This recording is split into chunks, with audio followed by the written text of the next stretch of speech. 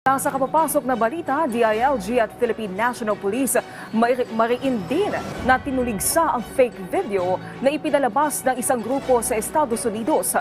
Ang kabuuang detalye mula kay Patrick De Jesus. Patrick.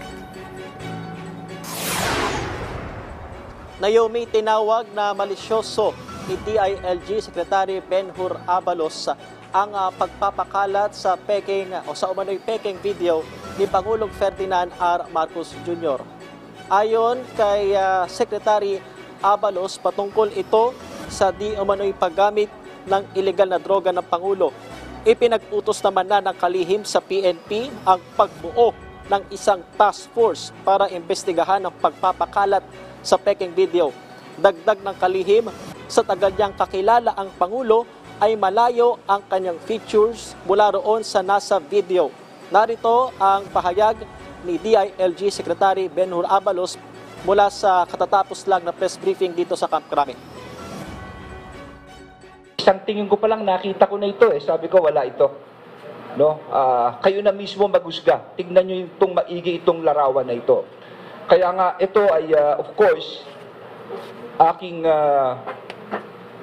I'm requesting, I'm asking our Chief PNP, General Marbil, together with the General Bakay and of course General Cariaga, to immediately create a task force to probe this issue.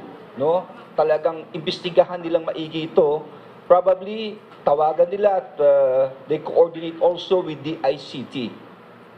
At kung anong findings dito, malaman kaagad ng ating publiko. Sa tagal na kakilala kong ating Pangulo, ako'y naniniwala at ako'y nagsasabi that he does not indulge in this kind of activities.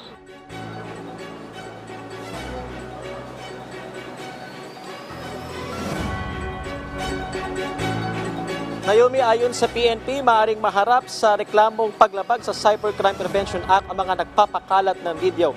Ipinalabas nga ito sa isang pagtitipon ng isang grupo sa ibang bansa kung saan una na ring nanawagan ang Department of National Defense sa mga otoridad sa Amerika na imbestigahan yung mga nagpapakalat ng peking video.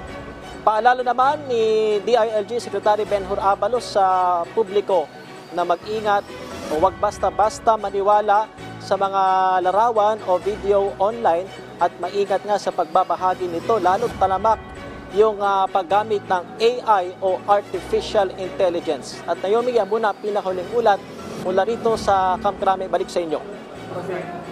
Maraming salamat, Patrick De Jesus.